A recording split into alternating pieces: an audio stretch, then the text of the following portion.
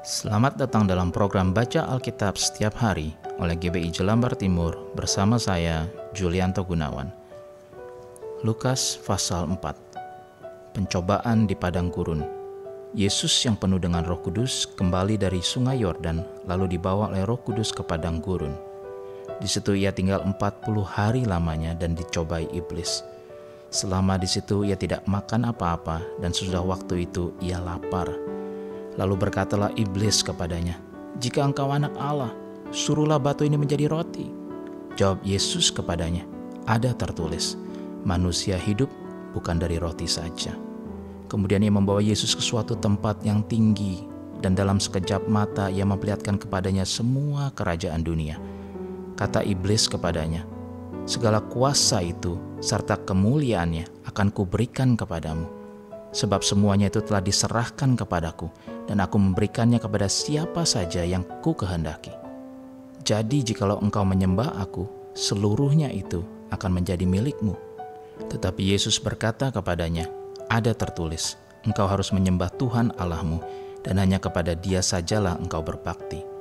Kemudian ia membawa Yesus ke Yerusalem dan menempatkan Dia di bubungan bait Allah. Lalu berkata kepadanya, "Jika engkau anak Allah, jatuhkanlah dirimu dari sini ke bawah. Sebab ada tertulis, mengenai engkau, ia akan memerintahkan malaikat-malaikatnya untuk melindungi engkau. Dan mereka akan menatang engkau di atas tangannya, supaya kakimu jangan terantuk kepada batu." Yesus menjawabnya, katanya, "Ada firman, jangan engkau mencobai Tuhan Allahmu." Sesudah iblis mengakhiri semua pencobaan itu, ia mundur daripadanya dan menunggu waktu yang baik. Yesus kembali ke Galilea. Dalam kuasa Roh kembalilah Yesus ke Galilea, dan tersiarlah kabar tentang Dia di seluruh daerah itu. Sementara itu ia mengajar di rumah-rumah ibadat di situ dan semua orang memuji Dia. Yesus ditolak di Nazaret. Ia datang ke Nazaret, tempat ia dibesarkan, dan menurut kebiasaannya pada hari Sabat ia masuk ke rumah ibadat, lalu berdiri hendak membaca dari Alkitab. Kepadanya diberikan kitab Nabi Yesaya, dan setelah dibukanya ia menemukan nas di mana ada tertulis, "Roh Tuhan ada padaku, oleh sebab ia telah mengurapi aku untuk menyampaikan kabar baik kepada orang-orang miskin, dan ia telah mengutus aku untuk memberitakan pembebasan kepada orang-orang tawanan dan penglihatan bagi orang-orang buta, untuk membebaskan orang-orang yang tertindas, untuk memberitakan tahun rahmat Tuhan telah datang." Kemudian ia menutup kitab itu, memberikannya kembali kepada pejabat, lalu duduk, dan mata semua orang dalam rumah ibadat itu tertuju kepadanya. Lalu ia memulai mengajar mereka, katanya, "Pada hari ini genaplah nas ini sewaktu kamu mendengarnya." Dan semua orang itu membenarkan dia, dan mereka heran akan kata-kata yang indah yang diucapkannya. Lalu kata mereka, "Bukankah ia ini anak Yusuf?"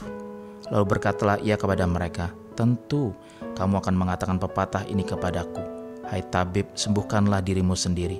Perbuatlah di sini juga, di tempat asalmu ini, segala yang kami dengar yang telah terjadi di Kapernaum.' Dan katanya lagi, 'Aku berkata kepadamu, sesungguhnya tidak ada nabi yang dihargai di tempat asalnya. Dan aku berkata kepadamu, dan kataku ini benar, pada zaman Elia terdapat banyak perempuan janda di Israel ketika langit tertutup selama 3 tahun dan 6 bulan, dan ketika bahaya kelaparan yang hebat menimpa seluruh negeri. Tetapi Elia diutus bukan kepada salah seorang dari mereka, melainkan kepada seorang perempuan janda di Sarfat di tanah Sidon. Dan pada zaman Nabi Elisa, banyak orang kusta di Israel, dan tidak seorang pun dari mereka yang ditahirkan, selain daripada Naaman, orang Syria itu." Mendengar itu sangat marahlah semua orang yang di rumah ibadat itu. Mereka bangun lalu menghalau Yesus keluar kota dan membawa Dia ke tebing gunung, tempat kota itu terletak, untuk melemparkan Dia dari tebing itu. Tetapi ia berjalan lewat dari tengah-tengah mereka lalu pergi. Yesus dalam rumah ibadat di Kapernaum. Kemudian Yesus pergi ke Kapernaum, sebuah kota di Galilea, lalu mengajar di situ pada hari-hari Sabat.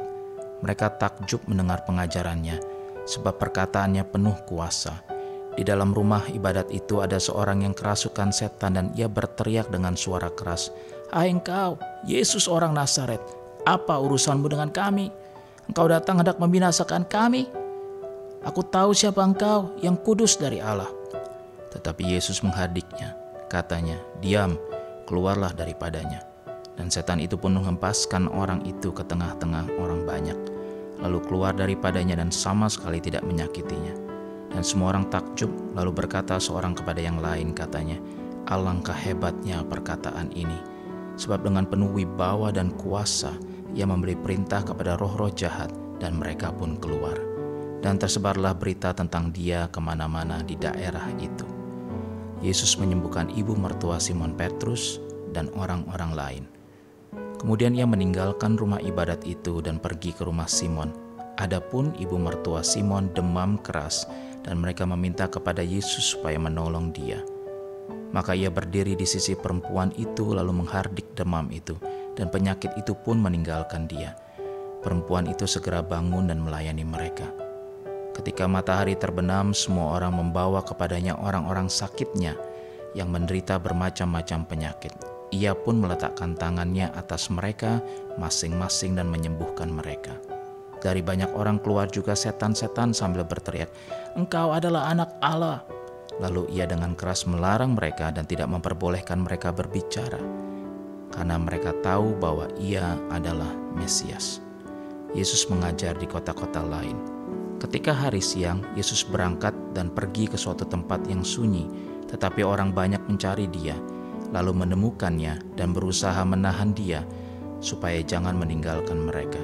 Tetapi ia berkata kepada mereka, "Juga di kota-kota lain aku harus memberitakan Injil Kerajaan Allah, sebab untuk itulah aku diutus." Dan ia memberitakan Injil dalam rumah-rumah ibadat di Yudea. Tuhan, kami berdoa biar kami tidak hanya terpukau dengan mujizat akan apa yang Kau sanggup kerjakan, tapi biar kami sadar bahwa kami diutus untuk menjadi pembawa kabar baik, pemberita Injil, kemanapun Kau menempatkan kami berada. Di dalam nama Tuhan Yesus kami berdoa. Amin.